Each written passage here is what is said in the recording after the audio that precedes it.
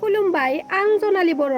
गोजोन फुंबिलिनि बयनिसिमबो गाहाम हामलायनायखौ जासिहरनाय थाबाय। आसा खालामो नोंथांमोनाबो मोजाङैनो दङ। दिनै 2023 मायथाइनि 27 सेप्तेम्बर। नोंथांमोननि थाखाय आं गोदान खौरां लानानै फैदों। अन्नानै नोंथांमोना भिडिअखौ जोबजासे नायलांदो। अरुणाचल प्रदेशनि कामिं जिल्ला बालिमुगाव 23थि SSB नि जवानफोरा 502 किल'ग्राम गान्जा हमनो हादों। लोगोसेनो सानै सुबुंखौ SSB आ एरेस्ट खालामदों आरो बालिमुग पुलिस थानायाव हमनानै मोननाय गान्जाजों लोगोसे गथायहैदों। हमजानाय दायनिगिरिफोरनि मुङा जाबाय उदालगुरि जिल्लानि नेपालपारा गामिनि मिर्गा सुगियानि 40 बोसोर बैसोनि आरो बाथागावनि टिबुल किसान 30 बोसोर बैसोनि होननानै सिनायथि होदों। BPF दोलोनि गेजेराव गावजों गावनि गेजेराव दैदेनगिरिफोरा एना एनि जालायदोंसै नामा? मोनसे समनि BPF दोलोनि दैदेनगिरि चन्दन ब्रह्मआ बबेबा दोलोआव हाबसिगोन नामा?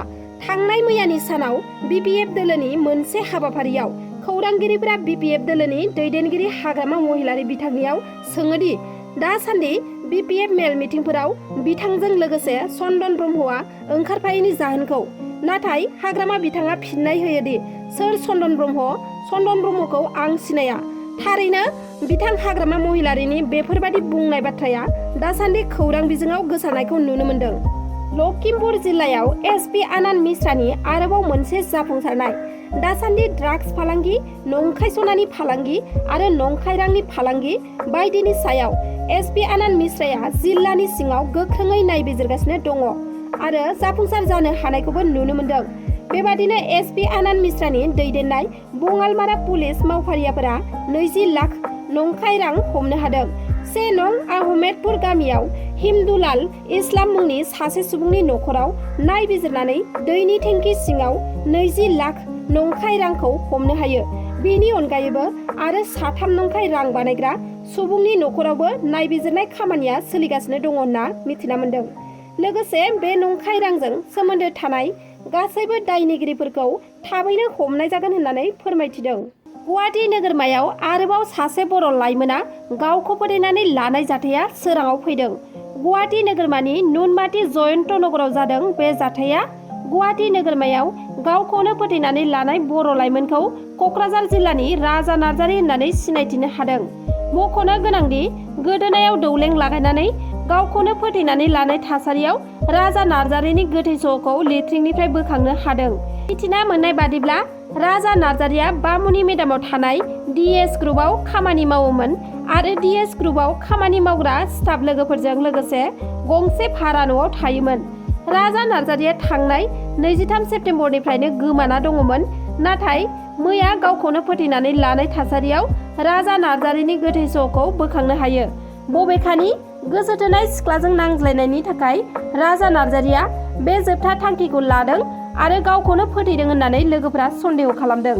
ओरैहाय बिनि बागै खौरां मोननाय लोगो लोगो नुनमाटी पुलिसआ जाथायसालियाव थांनानै लेट्रिननि दरजाखौ सिफायनानै राजानि गोथै सह'खौ बोखाङो आरो पस्टमर्टेम आनजाद नायनो थाखाय GMCHआव लानानै थाङो।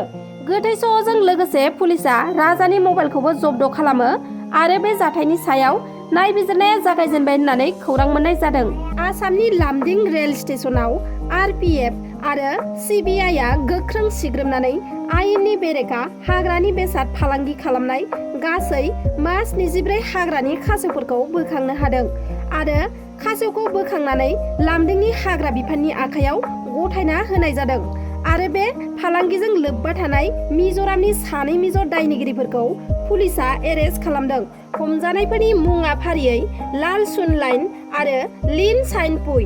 बेफोर खासेवफोरखौ कार्टन बाक्सुफोराव सोनानै लाबोना सिलचरनिफ्राय गुवाहाटी फारसे फाननो नाजादोंमोन। सानब्रैनि उनाव दखानाव फाननाय 10 रांनि हाफ लिटार दैनि बथलखौ फैगौ 2 अक्ट'बरनिफ्राय रायजोनि रावबो बे दै बथलखौ फाननो मोननाय नंलिया आरो नोंथाङाबो बायनो मोननाय नंलिया। कम्पानिफोरा बानायनायजों लोगोसे गुबुन रायजोनिफ्रायबो लाबोनानै फाननो मोननाय नंलिया। 2 अक्ट'बर गान्धी जयन्तीजों लोब्बा लानानै दानि आसामाव 10 रांनि हाफ लिटार दै बथलनि सोलाय 20 एबा 40 रांनि 1 लिटार एबा 2 लिटार दैनि बथलखौसो बायनो नांसिगोन। बांद्राय प्लास्टिक बथल बाहायनायनि थाखाय आबहावाया गोबां गोहोम गोग्लैनायजों लोगोसे खहा खालामो। बेखायनो रायजो सरकारा 10 रांनि दैनि बथलखौ 2 अक्ट'बरनिफ्राय बन्द' खालामनानै होबाय होनना फोसावो। जुदि हाफ लिटार 10 रांनि दै बथलखौ रायजोनि बहाबा खना खनला फानखुमाना हमजायोब्ला आयेन बादियै गोख्रों साजा होनाय जागोन आरो 1 लिटार दैनि बथलखौबो फैगोन बोसोराव लासै लासै बन्द' खालामगोन होनना फोसावनायखौबो नुनो मोनदों। दिनैनि खौराङा बेखिनियानोमोन। नोंथांमोना जुदि आंनि चेनेलखौ साबस्क्राइब खालामाखैब्ला अन्नानै साबस्क्राइब खालामनानै ला, जाहाथे आंनि गोदान गोदान भिडिअ एंगारोब्ला नोंथांमोनाव सौहैनो हानाय बादि। लोगोसे लाइक, शेयार, कमेन्ट खालामनो दाबाव। गोजोन्थों।